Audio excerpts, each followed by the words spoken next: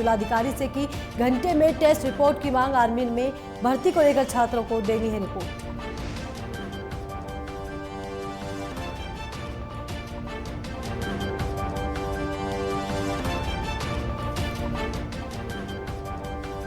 खटीमा नगर पालिका के अध्यक्ष सोनी राणा ने सफाई कर्मियों के खिलाफ दी तहरीर। सफाई कर्मी नेता पर अभद्रता, सरकारी काम में बाधा डालने का लगाया आरोप। खटीमा में विधायक प्रेम सिंह राणा ने बढ़ती ठंड को लेकर जरूरतमंद लोगों को बांटे कंबल। 20 लोगों को 2 से 5 हजार की दी राहत राशि उपलब्ध। जिलाधिकारी निर्मला बिष्ट रही मौजूद। लक्सर में पुलिस ने 2 शातिर वाहन चोरों को किया गिरफ्तार। चोरी की मोटरसाइकिल की बरामद। दोनों चोरों पर मुकदमा दर्ज कर भेजा जेल।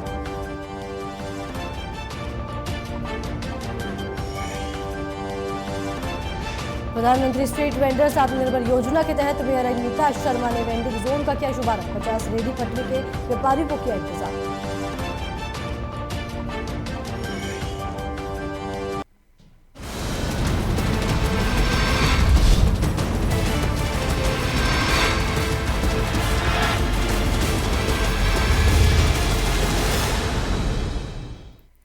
नमस्कार, आप देख रहे हैं खबर उत्तराखंड और मैं हूं आपके साथ वैष्णवी शर्मा। तो बुलेटिन में सबसे पहले बात करेंगे बाजपुर की, जहां बाजपुर में कैबिनेट मंत्री यशपाल आर्य ने करोड़ों की लागत से बने रोडवेज बस स्टैंड के नवनिर्मित भवन का शुभारंभ किया है।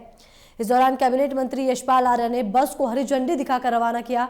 वहीं आपको बता दें कि बाजपुर में लोगों ने लंबे समय से रोडवेज बस स्टैंड बनाने की मांग कर रहे थे। लोगों की मांग को ध्यान में रखते हुए कैबिनेट मंत्री यशपाल आर्य ने बाजपुर के एसडीएम आवास के पास रोडवेज बस स्टैंड बनाने की बात कही थी, जिसके चलते आज कैबिनेट मंत्री यशपाल ने कई लागत से बने रोडवेज बस स्टैंड के नवनिर्मित भवन का लोकार्पण किया।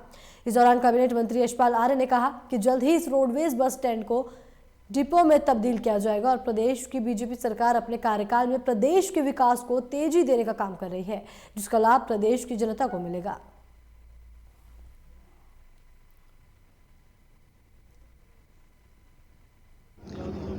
देखिए, बाजपुर में आज 3 करोड़ 72 लाख की लागत से बस स्टेशन का लोकार्पण हुआ है। क्षेत्र की महान जनता की लगातार मांग थी और आज मुझे बेहद प्रसन्नता है, खुशी है कि मुझसे वो कोई अवसर मिला है कि मैं इस बस का निर्माण कर सकूं और इसको हम भव्य बनाना चाहते हैं। आज मैंने कहा कि हम यहाँ पर एक डिपो स्थापित करना चाहते हैं, जिसे यहाँ से बसें। चंपावत के सीमांत टनकरपुर क्षेत्र के छोनी घोट गांव में जंगल के पास लगे सुरक्षा तारबाड़ में गुलदार के फंसने से सनसनी फैल गई। आपको बता दें कि आनन फानन में स्थानीय लोगों ने मामले की जानकारी वन विभाग की टीम को दी। वहीं जानकारी पाकर वन विभाग की टीम मौके पर पहुंची और गुलदार को सुरक्षित पकड़ने के प्रयास में लगी रही। आपको बता दें कि गुलदार इतनी बुरी तरीके से सुरक्षा तारबाड़ में फंस गया था कि हल्द्वानी के साथ खटीमा वन विभाग गुलदार को रेस्क्यू करने के लिए मौके पर पहुंचे।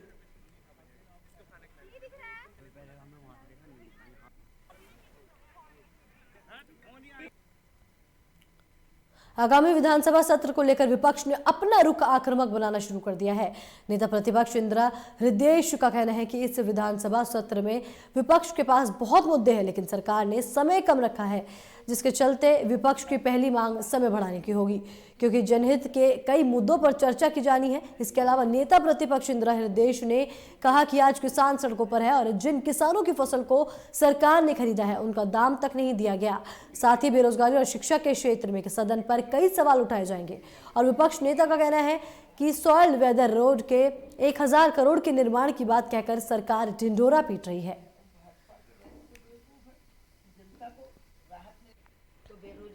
तो आलम है कि गैर सरकारी लोग हटाए तो हटाएं, सरकारी भी हटा रहे हैं। जैसे यहाँ जो केंद्र था, ये दवाओं का जो केंद्र था, उनसे तमाम बच्चे निकाल दिए गए और कहा इन्हें दोबारा रख लिया जाएगा, लेकिन दोबारा रखने के लिए प्राइवेट कंपनियां आएंगी, वो रखेंगी नहीं रखेंगे, मारे मारे घूम रहे हैं। तो सरकारी सेवाओं से भी छटनी हो रही है, प्राइवेट से तो मनमानी छटनी हो रही है। तो सरकारी से रोकने में कुछ नहीं कर पाए। प्राधिकरण विकास प्राधिकरण का मुद्दा तो कई बार उठ चुका है, समय इतना नहीं है, तो हमने अपनी प्रायोरिटी चुन रखी। ओपन यूनिवर्सिटी को लेकर रोज आ रही नहीं आ रहा है कि ये बेईमानी का अड्डा बन चुका है। इसमें जिस ढंग से नियुक्तियाँ हो रही, शर्म आ रही है। शिक्षा को तो कम से कम योग्यता के आधार पर चलने दो। खटीमा में 30 किसानों की हो चुकी मौत पर किसानों ने कैंडल मार्च निकाला है और किसानों की आत्मा की शांति के लिए 2 मिनट का मौन भी रखा गया। आपको बता दें कि रात को दर्जनों किसानों ने, उनके परिजनों ने गुरुद्वारे से मुख्य चौराहे तक कैंडल मार्च निकाला। इस दौरान उन्होंने दिल्ली में धरने के दौरान मर चुके 30 किसानों की आत्मा की शांति के लिए 2 मिनट का मौन भी रखा। वहीं किसान नेता हरनेक सिंह ने बताया कि 3 कृषि विरोधी विधेयकों को समाप्त करने के लिए धरने पर बैठे किसानों के समर्थन में कैंडल मार्च निकाल रहे हैं और 30 किसानों की आत्मा की शांति के लिए 2 मिनट का मौन रखा जा रहा है। हम सभी लोग केंद्र सरकार से मांग करते हैं कि वे जल्द से जल्द दिल्ली में ठंड में धरने पर बैठे किसानों का धरना समाप्त कराएं और तीनों कृषि विधेयकों को समाप्त करें। भाइयों के लिए निकाला गया है जो वहां आंदोलन में शहीद हो चुके हैं और उनकी याद में आज यहाँ पर 2 मिनट का मौन भी रखा गया और कैंडल मार्च निकाला गया है। जो कानून किसानों के खिलाफ जो 3 गलत कानून इस सरकार लाई है, ये उनके खिलाफ आंदोलन है और ये तब तक चलता रहेगा जब तक ये तीनों। उधम सिंह नगर में आरक्षित वन क्षेत्र से 10 पेड़ सौगान के स्थानीय निवासी के जरिए काटने का मामला सामने आया है। खबर खटीमा के सीमांत क्षेत्र नगला तराई की है। पेड़ काटने की सूचना पर वन विभाग की टीम ने पहुंचकर सागौन के गिल्टो को बरामद किया। वहीं खटीमा वन क्षेत्र अधिकारी RS मनराल ने बताया कि नेपाल सीमा से लगा हुआ नगला तराई आरक्षित वन क्षेत्र और आबादी वाला क्षेत्र है, जहां स्थानीय निवासी प्रेम सिंह ने 10 पेड़ सौगान के काटे थे। साथ ही मानसिंह पुत्र प्रेम सिंह के खिलाफ वन संरक्षण अधिनियम के तहत मुकदमा दर्ज कर लिया गया और विभागीय जाँच जारी है। क्या नाम आपके जो गांव है नगरा, हमारे आरक्षित वन क्षेत्र से भी मिला हुआ है। उधर है वो आबादी वाला एरिया जहाँ पे ये सागौन जो है 10 वृक्ष काटे गए हैं काश्तकार के द्वारा। उसकी संपूर्ण लकड़ी जो हमारे को जो हमारे स्टाफ के द्वारा जो मौके में बरामद हुई है, वहाँ पे संपूर्ण प्रकाश को जो उठवा कर जो है नगरा वन चौकी में इसको जो है सुरक्षित रखवा दिया गया है। और उस काश्तकार के खिलाफ जो है वन अधिनियम क्या नाम वन संरक्षण अधिनियम 1976 की धारा 4/10 के खिलाफ उनके खिलाफ जो मानसिंह सन ऑफ प्रेम सिंह और अन्य 2 लोगों के खिलाफ जो है मुकदमा कायम किया गया है। और विभागीय खटीमा नगर पालिका के अध्यक्ष सोनी राणा ने सफाई कर्मी नेता संतोष गौरव और अन्य सफाई कर्मियों के खिलाफ कोतवाली में तहरीर दी है। आपको बता दें कि अध्यक्ष सोनी राणा ने नगर पालिका कार्यालय में अभद्रता, गाली गलौज और सरकारी कार्य में बाधा डालने का आरोप लगाया है। वहीं सोनी राणा ने बताया कि चल रही शीत लहर को लेकर अलाव की लकड़ी के कोटेशन को खुलवाने अपने ऑफिस की सीढ़ियां चढ़ रही थी। इस दौरान सीढ़ी पर 20-25 लोग इकट्ठे थे, जिसमें से सफाई कर्मी नेता संतोष गौरव ने उनका हाथ पकड़कर हाथापाई करते हुए सीढ़ियों से नीचे ले आया, जिसके बाद गाली गलौज और अभद्रता करने लगे। वहीं अन्य नगर पालिका कर्मचारियों ने आकर उनका बचाव किया। साथ ही नगर पालिका चेयरमैन ने कहा कि इन लोगों की अभद्रता के चलते कोटेशन का सरकारी काम नहीं हो पाया और अब चेयरमैन सोनी राणा ने की तहरीर पर जांच दरोगा को सौंप दी गई है। वहाँ अपने कार्यालय में आज एक कोटेशन खोलनी थी, जिसमें अलाव जो कि अति आवश्यक है, शीतकालीन चल रही थी, मैं उसकी वजह से गई थी। जहाँ ये कर्मचारी हमारे संतोष गौरव हैं, जो यूनियन के नेता बने हुए हैं, ये मनमानी करते हैं। हमेशा कार्यालय में काम करने से लेकर हर चीज़ में अड़ंगा लगाते हैं। मैं वहाँ गई, उन्होंने बदतमीजी करी। मैं सीढ़ियाँ चढ़ रही थी, मुझे धक्का मारा, धक्का मुक्की करी, बदतमीजी करी बहुत ज़्यादा। मैं चाहती हूँ कि संतोष गौरव के खिलाफ सख्त से सख्त कार्रवाई हो।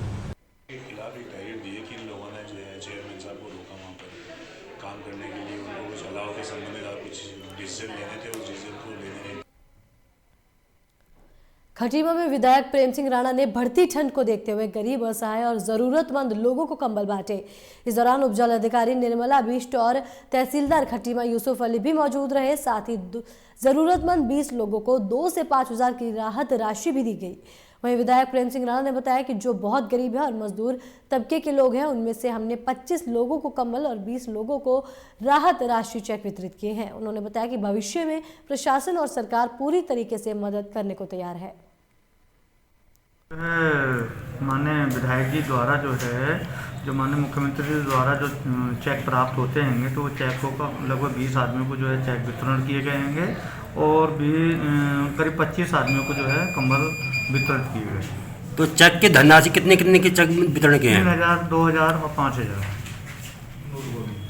सरकार के द्वारा जो बहुत ही गरीब तबके के या मजदूर व्यक्ति हैं, उन लोगों को हमने आज कंबल वितरण किए हैं और जिन लाभार्थियों के हम लोगों को आवेदन मिले थे तो उनको माननीय मुख्यमंत्री के द्वारा जो चेक आए थे उनका हमने वितरण किया है और इसलिए प्रशासन और सरकार पूरा मदद करने के लिए तैयार है। क्या वितरित किया है? चेक का अमाउंट तो कम है लेकिन फिर भी 2000 और 3000 से संबंधित चेक दिए गए हैं, बाकी एक कंबल दिए गए। लक्सर में कोरोना के मरीजों की खबर लगातार सामने आ रही है, जिसके बाद स्वास्थ्य विभाग और पुलिस लोगों को मास्क पहनने और सोशल डिस्टेंसिंग के नियमों का पालन करने के लिए कह रही है। तो वहीं दुकानदार और लोग लगातार लापरवाही बरत रहे हैं। लोग लगातार नियमों की धज्जियां उड़ा रहे हैं, साथ ही अधिकतम लोग बिना मास्क के बेपरवाह घूमते नजर आए। ऐसे में ये लापरवाही खुद और दूसरे के लिए बड़ी परेशानी का कारण बन सकती है। वहीं उपजिलाधिकारी पूरण सिंह राणा का कहना है कि सरकार की गाइडलाइंस के अनुसार सभी को मास्क पहनने और सोशल डिस्टेंसिंग का पालन करने के लिए लगातार जागरूक किया जा रहा है। साथ ही पुलिस को भी आदेश दिए हुए हैं कि ऐसे दुकानदारों और लोगों के खिलाफ उचित कार्रवाई करे। देखिए, कोविड के रिगार्डिंग जैसे कि डायरेक्शन है डीएम सर के, उसके अकॉर्डिंग पुलिस प्रशासन और मेडिकल टीम के द्वारा कार्रवाई की जा रही है और सभी व्यापारियों के साथ और स्थानीय जनता के द्वारा भी अभी तक पूर्ण सहयोग दिया जा रहा है और सभी से अनुरोध है और ये डायरेक्शन। लक्सर में पुलिस ने बाइक चोरी करने वाले 2 शातिर चोरों को गिरफ्तार कर लिया है।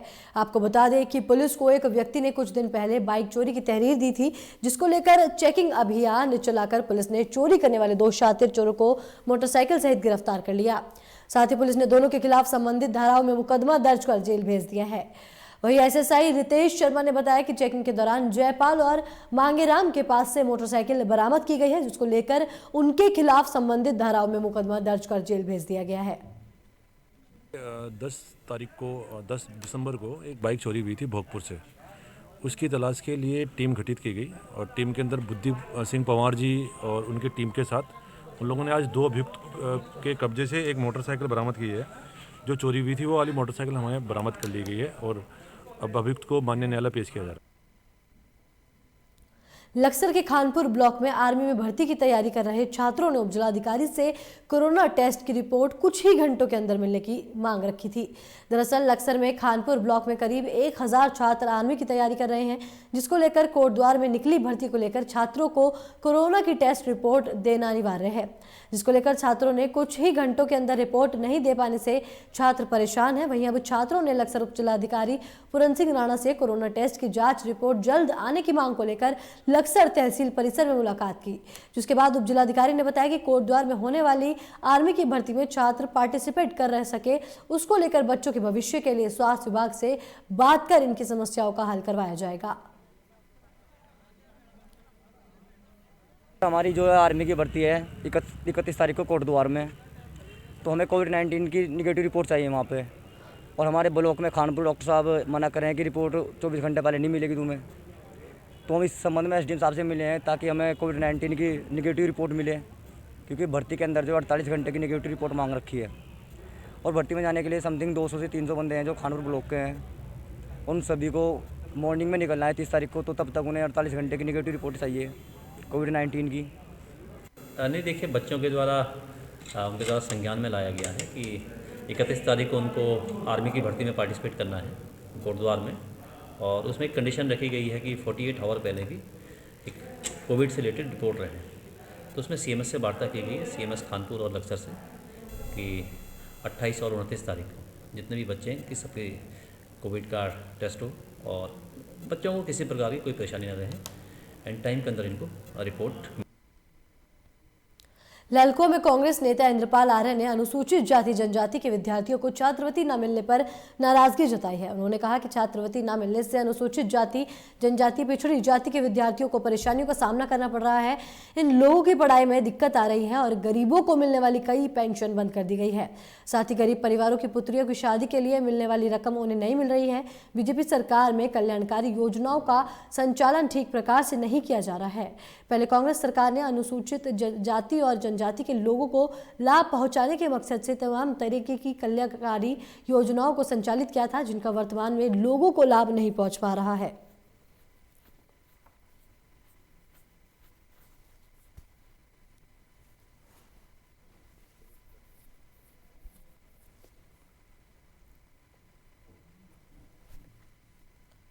पौड़ी के चंद्रकोट में नवज्योति स्वयं सहकारिता समूह सीमारखाल की तरफ से राज्य स्तरीय मंडी में 1 टन पीली मिर्च और 1 टन चौलाई की आपूर्ति की गई। आपको बता दें कि एकेश्वर विकासखंड के ब्लॉक प्रमुख नीरज पांथरी और उत्तराखंड विकेंद्रीकृत जलागम विकास परियोजना के उप निदेशक डॉक्टर DS रावत ने हरी झंडी दिखाकर पहली गाड़ी बाजार के लिए रवाना करवाई।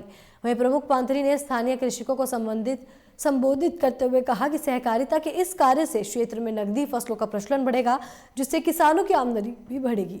इतना ही नहीं, उन्होंने कहा कि क्षेत्र को मसाला घाटी के रूप में स्थापित करने के प्रयास किए जाएंगे। वहीं परियोजनाओं के उप निदेशक डॉक्टर रावत ने कहा कि कृषि आधारित नकदी फसलों का उत्पादन बढ़ाने के लिए तकनीकी हस्तांतरण और विपणन के लिए ग्रोथ सेंटर के माध्यम से प्रयास किए जाएंगे।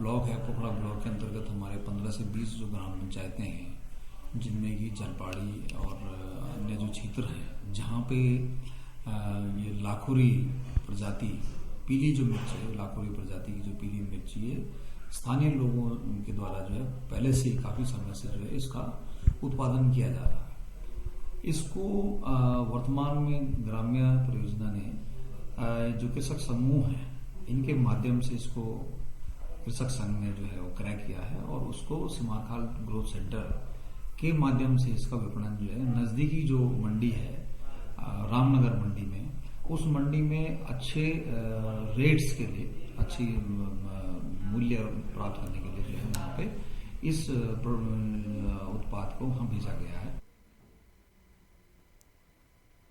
महाराणा प्रताप स्पोर्ट्स कॉलेज रायपुर देहरादून के शैक्षणिक सत्र 2020-21 में प्रवेश के लिए ट्रायल शुरू हो गया है। वहीं पौड़ी जनपद के 8 छात्रों का चयन फाइनल ट्रायल के लिए किया गया है। Final trial sports college Dehradun में होगा। जनपद मुख्यालय के कंडोलिया खेल मैदान में आयोजित चयन और ट्रायल में कई खेलों में बड़ी संख्या में बच्चों ने प्रतिभाग किया।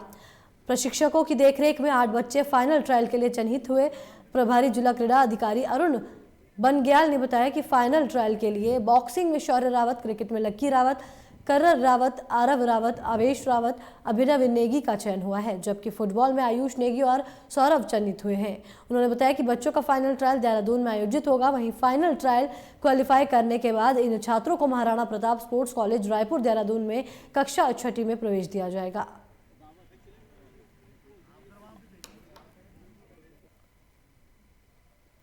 आपदा प्रबंधन और पनवर्ष उत्तराखंड शासन के तत्वाधान में जिला आपदा प्रबंधक कार्यालय पौड़ी की तरफ से विकास भवन सभागार पौड़ी में जनपद के संबंधित अधिकारियों की ISR से संबंधित 1 दिवसीय प्रशिक्षण कार्यशाला का आयोजन किया गया, जिसमें IRS विशेषज्ञ BB गणनायक ने संबंधित अधिकारियों के साथ इंसिडेंट रिस्पॉन्स सिस्टम स्ट्रक्चर के चलते कार्य करने की प्रशिक्षण दी।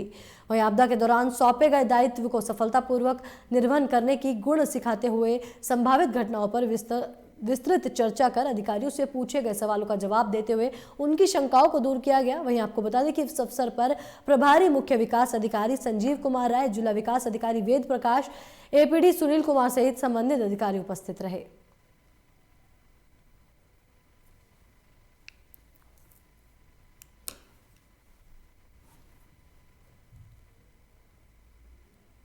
सितारगंज में सपा पार्टी के कार्यकर्ताओं ने एडवोकेट योगेंद्र कुमार यादव के जिला अध्यक्ष बनने पर हर्ष व्यक्त किया। पार्टी के तमाम नेताओं ने योगेंद्र कुमार यादव को जिला अध्यक्ष और राष्ट्रीय नेतृत्व का आभार व्यक्त किया है। सपा कार्यकर्ताओं ने नई मंडी चौकी सितारगंज स्थित पार्टी कार्यालय में एक स्वागत समारोह का भी आयोजन किया। इस मौके पर पार्टी कार्यकर्ताओं ने योगेंद्र कुमार यादव का फूल मालाओं के साथ स्वागत किया। साथ ही नव नियुक्ति सपा जिला अध्यक्ष ने कहा कि जिले भर में सपा कार्यकर्ताओं को एकत्रित कर समाजवादी पार्टी को बूथ स्तर पर मजबूत किया जाएगा। साथ ही जिले में सदस्यता अभियान चलाकर प्रत्येक विधानसभा में बड़े स्तर पर पार्टी के सदस्य बनाए जाएंगे। इसके अलावा सभी को साथ लेकर पार्टी की नीतियों को जन जन तक पहुंचाया जाएगा। उन्होंने आगे कहा कि राज्य और केंद्र सरकार की जन विरोधी नीतियों का जनता के बीच पर्दाफाश किया जाएगा और जन जागरण अभियान चलाकर नौजवानों, गरीबों और मजदूरों और किसानों की आवाजों को बुलंद किया जाएगा।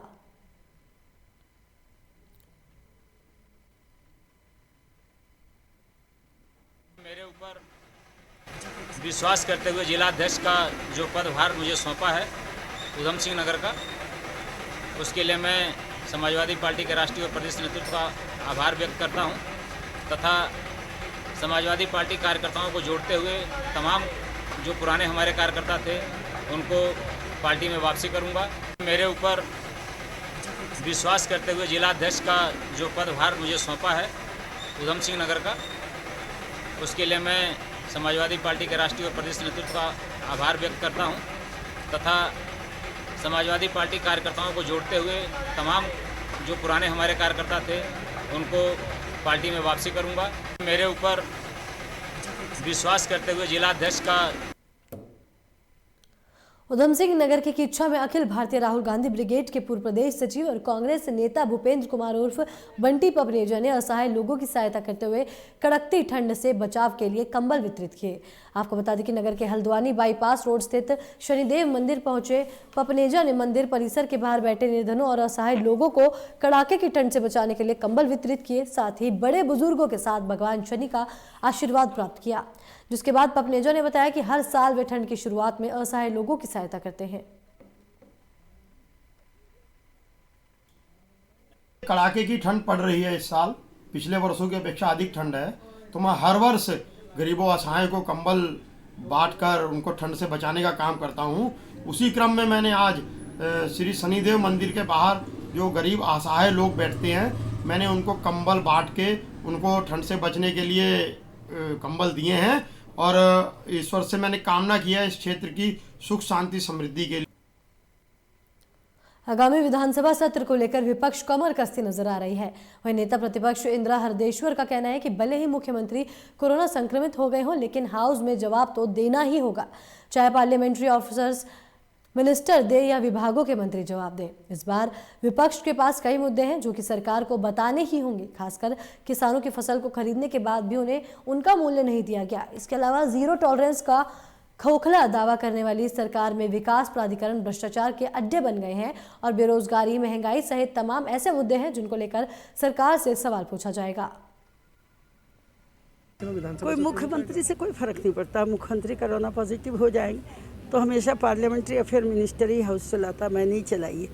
मुख्यमंत्री तो सेरिमोनियल कभी शुरू में कभी अंत में आ जाते हैं। अगर फाइनेंस मिनिस्टर हुए तो बजट पेश कर सकते हैं, तो बाकी कोई मुख्यमंत्री की ज़रूरत नहीं होती है और सरकार के पार्लियामेंट्री अफेयर मिनिस्टर उसे चला सकते। प्रधानमंत्री स्ट्रीट वेंडर्स आत्मनिर्भर योजना के तहत नगर आयुक्त जय भारत सिंह और मेयर अनीता शर्मा ने वेंडिंग जोन का शुभारंभ किया। केंद्र और राज्य सरकार की तरफ से रेडी पटरी के व्यापारियों के लिए प्रधानमंत्री स्ट्रीट वेंडर्स आत्मनिर्भर योजना की शुरुआत की गई। वहीं मेयर अनीता शर्मा का कहना है कि ये प्रथम वेंडिंग जोन के रूप में लगभग 50 रेडी पटरी के व्यापारियों को व्यवस्थित किया जा रहा है और सभी के सहयोग से आगे महानगर क्षेत्र में जो प्रस्तावित वेंडिंग जोन है उनमें स्थापना के कार्य के लिए समय समय पर संबंधित अधिकारियों को निर्देशित किया जाएगा और अब तक अतिक्रमण के नाम पर व्यापारियों का शोषण और उत्पीड़न नहीं होने दिया जाएगा।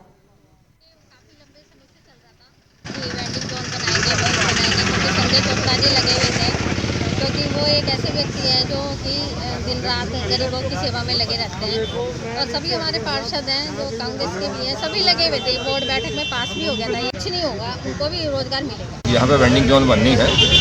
कुछ हिस्सा इसका ऐसा था कि जहाँ पे जो दूसरी साइड है वो कमजोर थी, बहुत ढलान था, तो वेंडिंग जोन की सुरक्षा के लिए यहाँ पर दीवार बनाई गई है ताकि जो वेंडिंग जोन है सुरक्षित रहे और लोग जो पीछे जा रहा है उसकी तरफ तो भविष्य में दुर्घटना ना हो और जो प्लेटफार्म है मजबूत रहे। सर कितने वेंडिंग? नहीं, यहाँ पर एक वेंडिंग जोन है, इसकी क्षमता 50 वेंडर्स की है और ऐसे ही शहर के विभिन्न स्थानों पर वेंडिंग जोन लगभग 15 हमने चिन्हित किए हैं और इससे जो हमें अनुभव होगा उसके अनुभव के हिसाब से बाकी में हम उस अनुभव का इस्तेमाल करते हुए उनको और। इसके साथ इस बुलेटिन में फिलहाल इतना ही। तमाम खबरों के लिए देखते रहिए लोकमंच। नमस्कार।